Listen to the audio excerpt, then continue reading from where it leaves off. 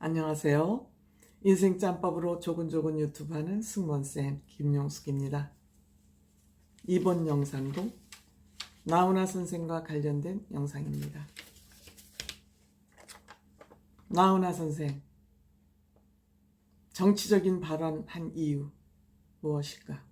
진짜 이유 무엇일까? 라는 주제로 말씀드리겠습니다. 끝까지 시청해 주시고요. 구독, 좋아요, 알림 버튼 설정해 주시기 바랍니다. 감사합니다. 물론 이번 나훈아 씨가 하신 말씀, 국가에 위기가 있을 때마다 대통령이나 왕이 국민의 생명과 국가를 위해서 목숨을 거는 사람 보지 못했다. IMF도 국민들이 장롱 속에 깊이 넣어뒀던 금부치를 들고 나와서 국가를 살리고, 코로나 사태에서도 국민들이 국가의 행정을 믿고 잘 따랐기 때문에 잘 극복하고 있다. 즉, 나라를 구하는 사람들은 대통령이 아니고 임금이 아니고 국민이다. 그러면서 예를 들었습니다. 윤봉길 의사, 안창호, 유관순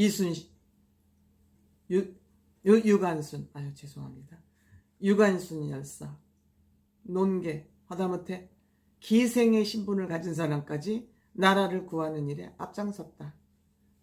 너네들 뭐하고 있느냐, 이런 꾸짖음이었습니다. 그리고 KBS도 정신 차려라, 왜 중립을 지키지 않느냐, 이런 꾸짖음이었습니다. KBS 다시 태어날 겁니다. 공연 중에 한 얘기입니다. 나훈아 선생이 무슨 기자회견을 요청해서 별도의 정치 발언을 한 것이 아니고, 공연 중에 그냥 보통 공연 같으면 팬 여러분, 시청자 여러분, 저를 이렇게 사랑해 주셔서 감사하고 앞으로 좋은 노래로 보답하겠습니다는 이런 뻔한 얘기가 아니고, 본인이 평소 의중에 담고 있던 얘기를 공연 과정에서 한 것입니다. 그러면 왜 나훈아 선생이 이 얘기를 공연 중간에 했을까? 보통 연예인들은 정치 문제에 대해서 민감하기 때문에 다 입 닫고 있습니다. 물론 몇몇 정치인들은 또 정치 앞제비 노릇을 하긴 하지만, 대부분의 사람들은 정치 문제와 관련돼서는 민감하기 때문에 입 다물고 본인의 소신을 밝히지 않습니다. 물론 사석에서는 하겠지만, 왜냐? 정권이 바뀌면 보복을 당하기 때문입니다. 본인들의 정권과 다른 의견을 얘기했다 해서 보복을 하는 거, 이건 야만 국가입니다. 좀 경제가 발전해서 경제로 좀 부유해졌다 해서 선진국이고 문화국이라고 말할 수 있느냐? 없습니다. 정신이 깨어나지 못하면 야만 국가입니다. 정치 보복을 하는 것이 야만 국가의 가장 대표적인 행위입니다. 여러분들, 그날 김동건 아나운서가 대담자로 잠깐 출연했습니다.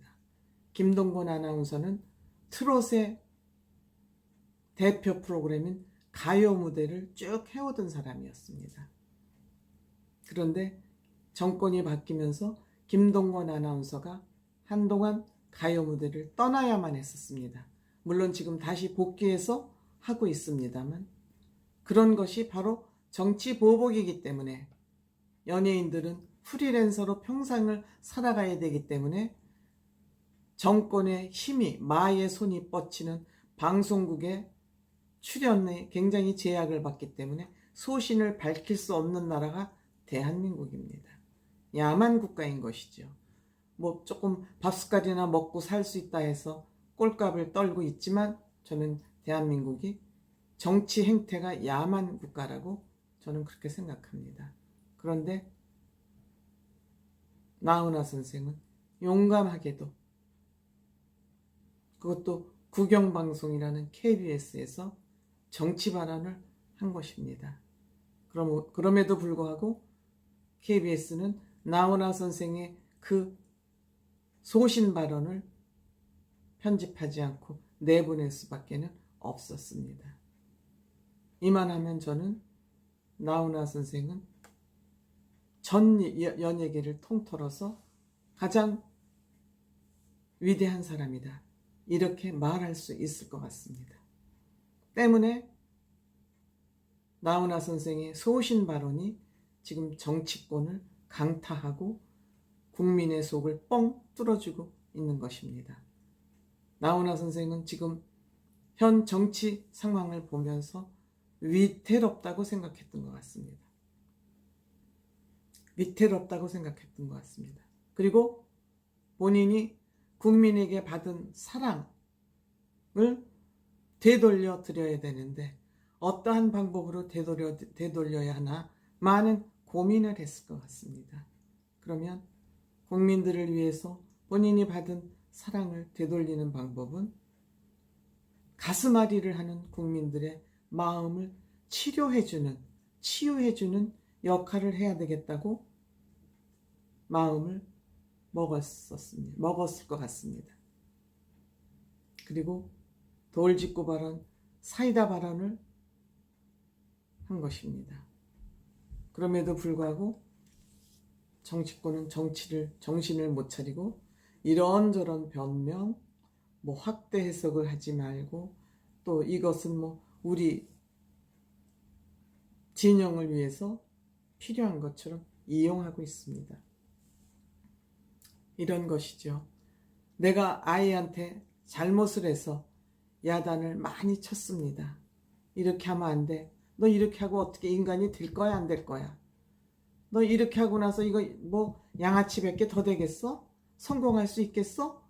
하고 부모가 아이를 향해서 세게 야단을 쳤습니다. 매도 때렸습니다. 그런데 야단 맞는 아이가 부모의 야단을 하고 생각하지 않으면 그것은 부모가 야단 친 것이 아닙니다. 부모가 자식에게 제대로 벌을 준 것이 아닙니다. 그러니까 멋대로 살겠죠. 야단을 쳤는데 야단을 맞은 사람이 야단을 맞았다고 생각하지 않으면 그것은 제대로 벌을 준 것이 아니지요. 지금 상황, 나훈아 선생이 정치판을 향해서, 정부를 향해서 크게 한 방 먹였습니다. 한 방 먹였는데 한 방 먹였음에도 불구하고 한 방 먹은 것을 모른다면 그거는 나훈아 씨가 그냥 허공에 대고 울부짖은 거, 부르짖은 거에 지나지 않습니다.